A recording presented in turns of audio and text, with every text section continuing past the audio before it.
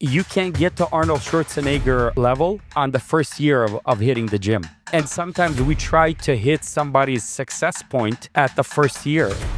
That's not going to happen. You got to build it. There's creatives, musicians, singers, preachers, pastors that are shooting for world level status. And bro, I love the passion, but you have to understand some things are built over years. You hear stories of people, athletes, and they're longing to win, Super Bowl or to get a gold medal. And they think that thing is going to satisfy them. And they work so hard. And then they finally get it and it doesn't really satisfy them. How about this one? Hey girl, I'm about to call the cops on you. Okay. Cause you just stole my heart, girl. So how do you balance church and work? I gotta tell you, I actually...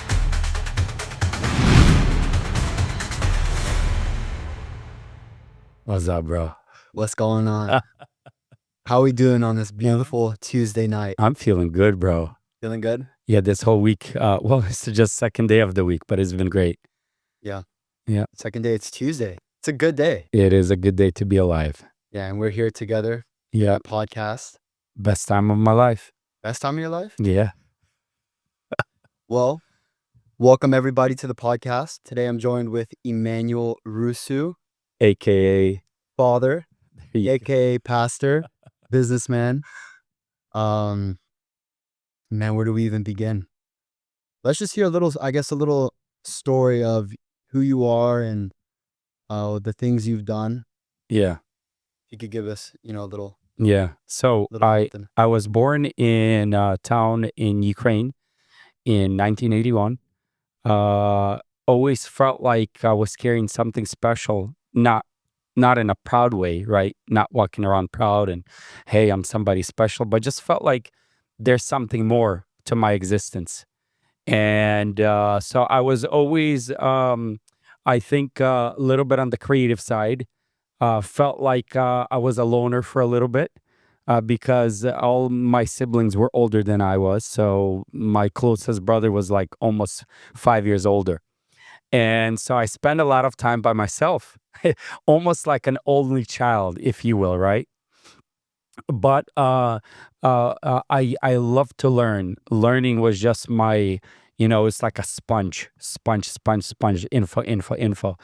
And so when we moved to the United States, a brand new world, very exciting, but also a little bit. So with excitement, there was a little bit of fear, right? Because you don't know anyone, you don't know the language. But since I was only 9 years old, I learned the language quickly.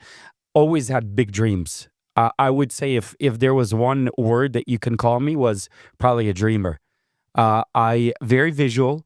I love to see things and see myself in it. So if I liked, at a certain point, I wanted to be a fireman, right? And so I was like, fireman, man, why? But I just wanted to be a fireman, and so I imagined myself. And then I wanted to be an astronaut, so I imagined myself. And then I wanted to be Spider-Man and Superman and all of those things. But what that really did was expand my mind, right? And so I imagined if I was a fireman, if I was like this great musician, great singer, right? And so it pushed me beyond my current boundaries. It gave me an opportunity to get out of my current, right? To get out of my limitation. And so that was really good for my brain. And then as I grew older, I started to get very much involved in church. I love to sing. I love to help out wherever help was needed. So if anyone needed help anywhere, they knew Emmanuel was going to volunteer. Dad, your grandpa, Dad was like he was a strict guy. So he wanted to make sure everything's, by the rules, by the book. And so that also, I guess, my creative side also mismatched with some rules and regulations and some stability. So I felt like I was pretty much well-rounded, and that all of those things kind of formed me. So my imagination, but also kind of barriers and dad's kind of rules and guidelines also gave me some kind of boundaries to go by. So in a nutshell, that's kind of like my genesis, my formation. Oh, Yeah. great. That's pretty great. Man, it would have been cool if you became a firefighter though. Yeah. Can you That imagine? would have been, yeah. I'll be a little bit more pumped probably. A little more pumped, yeah. Hey, you never know. Thanks, producer. Producer shooting shots on the side. But yeah, no, yeah, I would say my childhood was exciting. We've gone through some challenges and difficulties, economically speaking, but those really propelled us to move forward. In finances and in business, and so I feel like the mindset that was formed in me was really the challenges of life were platforms instead of graveyards. And so really the mindset was formed early on in me, and the people that I was listening to, my imagination, the people that encouraged me and strengthened my soul. I don't know. I believe that God really placed people in the right time of my history to form me for such a time as this. Yeah, it's good. So whenever you were in those seasons of just growing in whatever position you were you still dreaming ahead of what's next? What's next? No. Or were you just kind of focused on, okay, I'm going to get this done and then we'll see after that? Yeah. So the reality is that I'm still a dreamer. So it's kind of like, you're looking at the sky and there's a limitless amount of worlds and possibilities. And so for me, that's the way I look at life, look at things. And so as I'm working on a project, like for example, right now, the next thing we're trying to do as a ministry, as a church, is expand the building, right? And so we're about to purchase at the time of this recording, we're about to purchase the land where the new extension would be what we're looking to do, like a life center. And so as that possibility begins to become more and more real, you're visualizing all the life that could occur in that space. And so I'm continually, so as soon as my imagination has entered that territory, as soon as I already encountered, if you will, I don't want to get too weird for the listener, but as soon as my spirit has already encountered that space, I'm already dreaming outside of that Yeah. space. If that makes sense, right? Yeah. I'm already dreaming like, okay, what's going to happen beyond that life center? How are we going to bring in, the sport aspect, the dance aspect, the creative aspect. And so it's really important that we think outside of the current, the now. That's actually an attribute of God, Yeah. that he is omnipotent, right? Omnipotent is the right pronunciation, but I just says omnipotent because it's kind of two words mashed together. And so of everything that God has already done, all of the creativity, just think about the giraffe, it looks different than the hippo, right? The ant, the exoskeleton, it is just mind blowing at the creativity of God. Yeah. But after he's done everything that he's already done, he's still omnipotent. He still has he's still full of potential, full of creativity. And so I think that's where we're created in his image and likeness.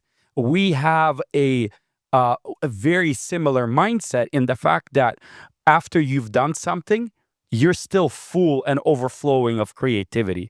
And all it takes for us is not to limit ourselves. Yeah. And so that my mind is continually running. I'm continually imagining, Lord, what are you going to do next? In fact, my prayer today, every day, is, Lord, amaze me with what you're going to do next. Do something new in my life today. Flow with newness in my life today. So it's a mindset thing. Absolutely. And if you think about people that were influential, and I don't want to make it like, influencers and world shakers, but just people that left a mark, left an imprint in history. They did not let their now determine their possibility for the next, right? And so you have, who was it? Mozart or Beethoven, one of them who was totally deaf, right? Yeah. And so how can you be a world level composer if you're deaf. But that didn't stop him, right? Yeah. And I believe why it didn't stop him because of his worldview, his mindset. So history says that he chopped down the legs of the piano and he was listening to the vibrations. Wow. Just think about somebody else would have been like, that's it, it's over. This is a dead end. I can't do nothing. I'm just gonna, be a survivor at this point. But this man says nothing, even deafness, the key part of being a musician, of being a composer, even the fact that I don't have hearing anymore will not stop me from composing. Now that's powerful. And so I believe that's the likeness and the being made in the likeness and the image of God. What that is all about is it doesn't matter what we're facing. There's always more. There's always other ways to bring forth beauty, other ways to bring forth value into the world today. Yeah. It's a good word. Also, there's a quote, I think it's from Michelangelo. Ooh. Basically goes like this. Goes, if people knew the amount of time that he put into the work that he did or into himself learning, Yeah. they wouldn't be as impressed, Wow. right? So putting the time and the effort into making sure that what you do is quality and making sure that what you do is right, it does help a lot in Absolutely. your product and whatever you do. Absolutely. I mean, I think about something I'm preparing for the upcoming service is, I love you. You acquired where did you get that? By the way, where did you get the cowboy hat from? From my aunt. From your aunt. Okay. Yeah. So you acquired a cowboy hat. Now, I was thinking about the cowboy hat that it's very formed, like it has a form, a shape to it, right? Yeah. It's not, so there's craftsmanship involved, right? It looks like it's weighty. It looks like it's, there's a lot of value in it, and it's not a cheap hat, right? And then I think about some of the baseball hats that I have in my closet, right? Yeah, they're probably like $29.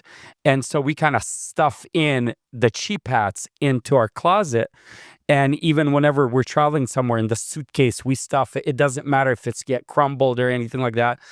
Why? Because the cowboy hat, it's expensive, it's formed, it's fashioned. There's a lot of time placed into making it, and the baseball hat is like it's just kind of material and cardboard. And so what I want to say by this is, whenever we invest a lot of time, effort, blood, and tears into something, we take care of it more. Right? Yeah. It's more valuable to us. We treat it differently than something that it was like, 5 minutes, boom, boom, boom, done. You see what I'm saying? Then it's Yeah. not as valuable to us. So the Bible says that God formed us, like we're his masterpiece. So that gives you an answer why he sent his son from the glory of heaven. Jesus came to die for us because we're his masterpiece. We're formed, we're beautifully and wonderfully made. And so in the same way, whenever we put time and we do something with the spirit of excellence, we're going to treat it differently. We're going to protect it. We're going to secure it. We're going to value it. You see what I'm saying? Yeah. So that's why I think beautiful things, they do take time. Yeah. But then you're going to be able to pass that as a legacy to your children and your children's children. Yeah. And you're going to be proud of it as well. Yeah. And one thing also you could look at is just the way that God created the universe, He didn't make the ladybug. He didn't design it poorly. And then, you have like the elephant over here, which is like beautifully designed. Yeah. He designed each creature and That's so each good. living thing. He designed to have a purpose, and he designed it in such a complex and good way that it lives its purpose out. Exactly. Yeah. So we could take inspiration from that with everything that we do, with every action that we set our hearts to do, that we do it with a purpose and we do it with good desire. Yeah. Yeah, well, yeah, with a spirit of excellence. And what I think sometimes we get in trouble with is when we say spirit of excellence, it can get out of bounds a little bit. And so we might do something uh, just for the sake of doing it perfect, right? And then we forget to enjoy something. right? So we say, well, we're going to, do this service with the spirit of excellence, church service, or write a song or whatever. And so we try so hard at making it perfect that we lose the heart to it, and then we're not enjoying it. And so I think when the Lord was creating us, when he created the earth, the grass blades, the dandelion, right? When he created all, he says, this is good. Yeah. And so it's very important that we sit down and whatever we did, we say, Lord, thank you for this. And we enjoy it. Yeah. Enjoy your family. Enjoy the song that you've written. Enjoy the service that the Lord blessed you with, right? Whether it's Sunday or Wednesday, whenever the service is, enjoy it. Yeah. Don't so over critique it that you're like, oh man, no, enjoy it. Yes, are there, little issues here and there? Yeah, there's always going to be something. But I believe the Lord is calling us to enjoy the fruits of our labor. Yeah. It's beautiful because you hear stories of people, athletes, and they're longing to win, Super Bowl or to get a gold medal. And they think that that thing is going to satisfy them. And they work so hard, and then they finally get it, and it doesn't really satisfy them. Yeah. So I think just enjoying each and every single step that you take, Yeah. every single victory, small or big, That's right. I think you just start to enjoy life even more. That's right. I said this before, that we have to celebrate every single step, every small victory, every small achievement has to be celebrated. The reason is because when you celebrate this small step, it equips you and it energizes you for the next step. It even pushes your creative juices, if you will, right? Yeah. For the next level. But if all you're doing is like, okay, I got through this one, now let's see if we can get through the next level, and there's no celebration, there's no thanksgiving, there's no realization that God actually gave you that opportunity or gave you the strength, and that people around you help with that, then sooner or later you're just going to abandon the whole mission. And so it's very important that we celebrate, that we rejoice, that we're glad with what we've already done, right? Yeah. So celebrate. Like I think about, the little child, right? That's playing on a baseball game, and it's just a baseball game where they barely hit the ball. You know what I'm saying? Yeah. But the parent celebrates the child so much, and it boosts up the confidence, right? It makes the child say, you know what, I'm a winner, I can do it. And so that's what it's all about. It's just, man, it's about, even if someone else is doing better than you, don't get all, like, oh yeah, he's better, like, uh, be proud of your brother. Be proud of your sister. Be proud of the people around you. And that thing is going to backfire you, if I will, in a better, in a good sense, that you're both going to be winning. Like, and then when you're winning, then your brother's going to like, man, he cheered me on, I'm going to cheer him on. Right? So I think that's so important. Yeah. Celebration. Celebrate good time. Come on. Ta ta da ta da ta da ta da. Come on, producer. Celebrate good time. Come on. Ta da da da da ta da ta da. By the way, what's your Elisha? Changed the whole mood. Yeah. I went from like 0 to 100 go quick. I love the cup, mama. Let's go. What's that all about? Mama, this is just the only cup we had. And it's a big one too. It's a big one, yeah. Mama loves her tea. Yeah. I do like the fact that sometimes we collect cups. And so at first we had like 20 of the same cups. And now it's like, 3 cups are the same, and then this cup and then that cup. It gives us some flavor. What's your favorite colored cup? Well, my favorite color growing up is blue. Blue. Blue. Dark blue, light blue. I like that European blue. European blue? Some car makers, they have that. So it's not the midnight blue, but it's not the baby blue. It's kind of like a cobalt European blue. That's from childhood. That's been my favorite. Now I like the royal colors. I like the blue, deep blue. I think as I get older, deep blue. Today we saw, what was that? Deep burgundy, like royal. Also like that green, like the hunter British green. That's a nice So color. if you were to describe yourself as a color, what color would you be? Who? Uh, I have to go with my child. I think so much of who we are is so engraved in who we were at, kind of from an innocent and childhood age. If I look deep, I think blue just sticks. Yeah. I think blue. I love the royal colors. Yeah. But I'm not like a showy person. Like, so if I look, I like the blue just speaks to me. Blue describes me well, I feel. The European blue. The European blue just Not regular blue, European blue. well, I mean, that's just my way of describing it, right? So my way of describe, I guess you can call it cobalt blue. Can we say cobalt blue? We'll allow it. Yeah, if you could, allow thank you for your permission.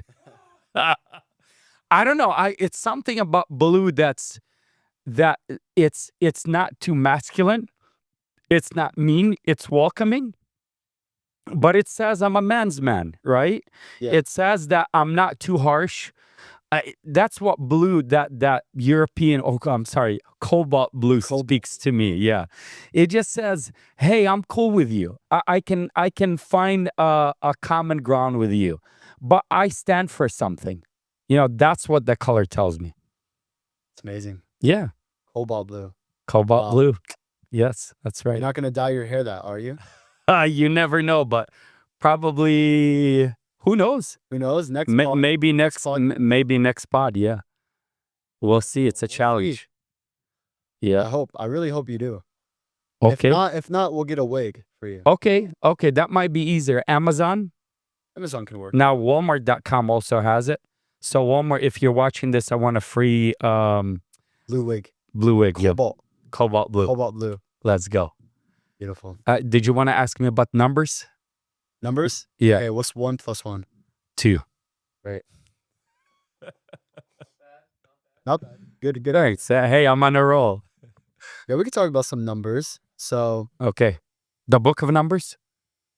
Or just Want to? numbers? No. that's Just a spicy topic. yeah. If we want to get into Well, yeah, there's a joke. Like, what was it? I read through numbers and I didn't find yours. That's a pickup line. So if somebody's watching us online right now or listening to us, that's a good one. That's a deep. Yeah. so actually, if we can just detour for a few minutes, the pickup line that I had for your mom.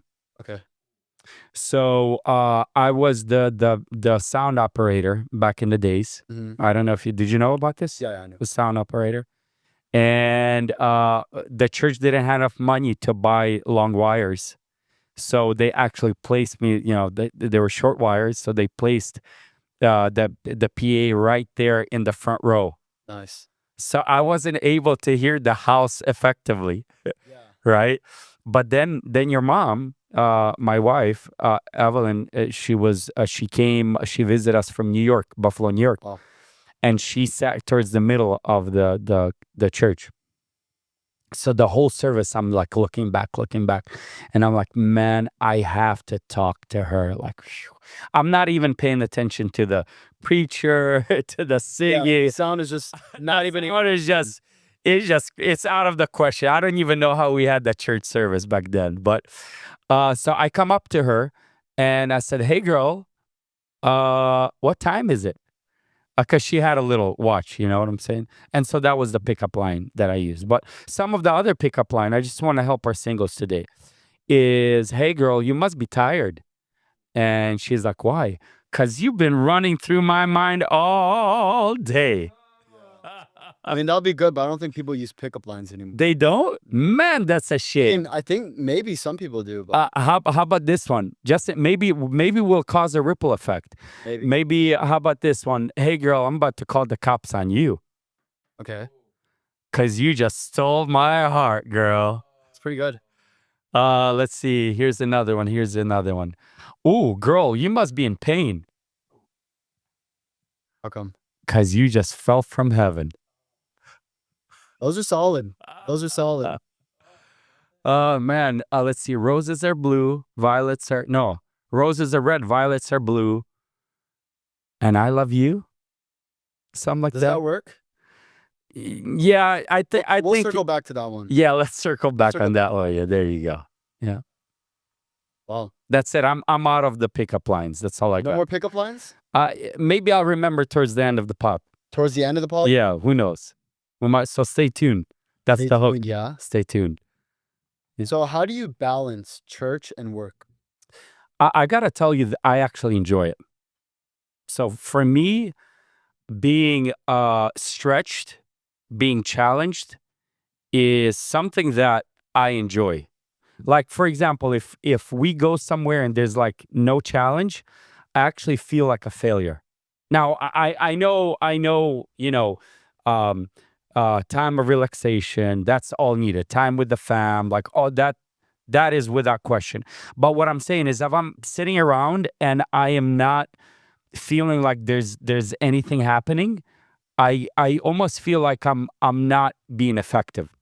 So having said that, that is a part of me, part of my DNA to to be in, to be involved, right? So how do I handle ministry? How do I handle business? How do I handle family? Because family, I think I would place it in this order: family, ministry, business.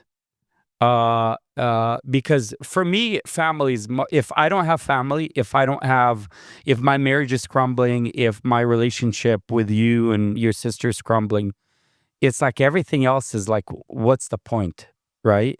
So for me, family is super important. I don't even feel right if my family is kind of like falling apart. So I just enjoyed the challenge. So when I wake up, my mind is just running, and it's like I almost get a high, if I will, right, if I can use modern language. I almost get a high out of bringing this in and having these victories, right, having these things that are happening here and in this corner and in this corner. You know what I'm saying? Yeah. And so that's and someone can say, well, Emmanuel, that's just how you're built. But whenever I'm reading the Word of God, whenever I see mighty men and women of God, I mean, they're having these victories all around in their life. Like there's something that's happening. I think the way the Bible puts it is a tree that is bearing fruit, right? And a tree is bearing fruit on top branches, on the bottom branches, and the middle branches, right? It's not just bearing fruit right there on the top and everything else is empty. And so that's the way I feel. Like I want to bear fruit in every sphere of my life, in every way that I am. I want to be able to get into paradise, to get into heaven, and to look back and say, thank you, Lord, that I was able to to be effective in every layer, in every slice of life, right? And so I just look at it as a Holy Spirit adventure. To me, it's so exciting. Like I wake up every day, whether it be Tuesday, Wednesday, I wake up on Monday and like, man, I'm excited. Let's go. I hit the ground running. Beautiful. So how do I do it? I put everything, because I never answered your question really. Yeah. Went all politician on us. Let's go. So I have it in my mind. I guess the question would be, how do you organize everything? Because it's really easy to kind of, do something and not do something. So in my mind, I have shelves, right? And I know I won't be able to get every single thing done this minute. It's not practical and it's impossible. So what I do is in my mind, I have a temporary solution for the spheres that I'm working on, right? So I have a temporary solution for the ministry angle, right? Mhm. I have a temporary solution for the day. I mean, let's say for Monday. Yeah. So I'm facing different challenges, but I have a temporary solution for this, temporary solution for the business, temporary solution for, the relationship situations and the family situations. And then I deal with it one by one. But because in my mind, I already have everything kind of more or less started, it's more easier for me to continue the work, if you will, right? So in my mind, I've created a system, I've created procedures. It's like a whole world there. And so I'm able to continue the work without any kind of breakage. It just flows one after the other, one after the other. There's no breakage because it's all like on the shelf ready for me to work. So like if a mechanic or technician is working, he has all the tools at his grasp. And so I developed that in my mind. So there's no breakage. It's just go, continue, go, go, go. And somebody asked me, can you sleep at night? Like I say, bro, when I hit the bed, I'm out because I take every possible energy source that I have to be able to effectively do what I do. And so, but by the end of the day, my body is just out. And that's the way I like it. So while you're resting, are you the same way, or are you just resting your brain?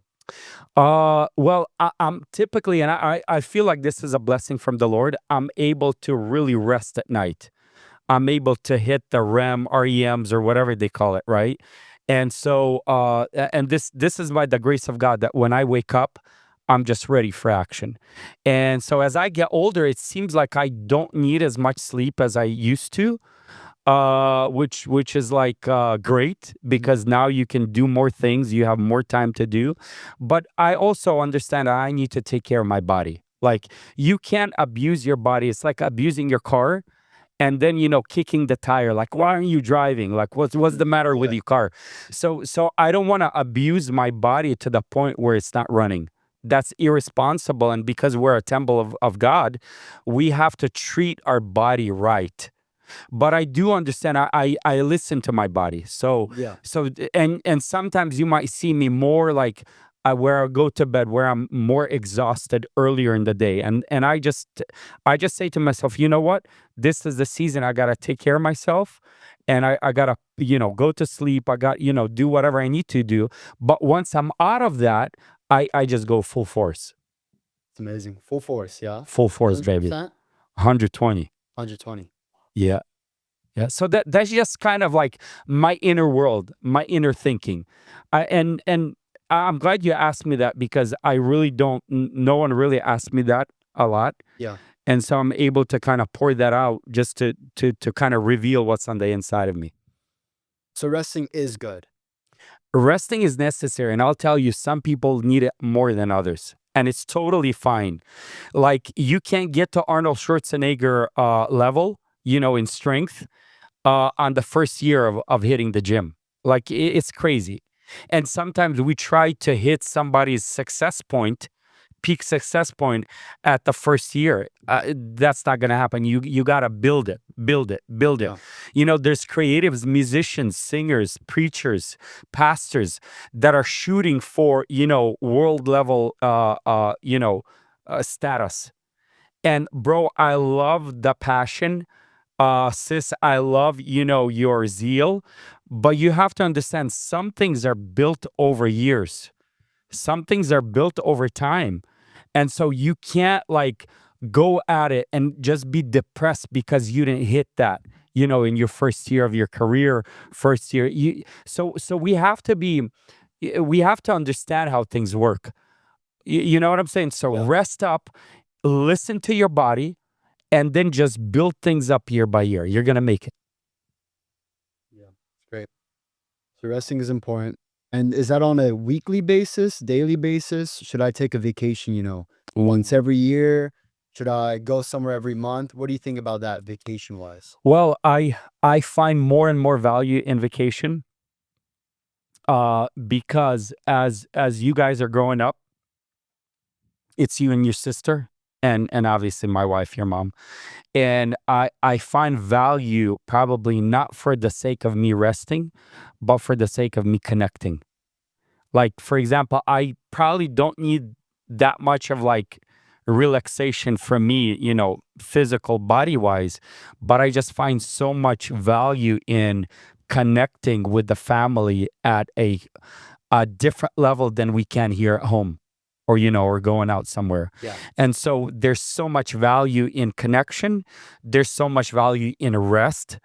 I mean, Jesus went out and he separated himself, right? So, yeah, if Jesus need that, separation, how much more do I need that separation? Yeah. You know what I'm saying? So it also, every single time we go out on vacation, I just have a new perspective on things. Yeah. So it's so beneficial to take that vacation or even that Sabbath at the end of your week, on Saturday, on Sunday after church, you just kind of relax, whatever your day is, but just having that time of relaxation and rest. Yeah. It's beautiful. Yeah. It's a Mm. good point. Absolutely. Well, I think our time is come to an end. Aw, Has been a good time. it's been Talks. powerful. Yeah.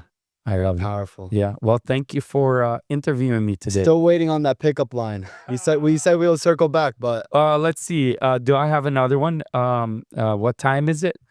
Hey girl, I read all the numbers. No, hold on. I read the book of Numbers and I didn't find yours in it's a there. good one. There you go. There's the book of Numbers. That's the That's the biblical one you were gonna say earlier. Yeah. That's right. And I left the best for last. Beautiful. Well, Thanks, brother. it was been a pleasure. Thanks, son. Appreciate it. Yep. See you next time. See you next time.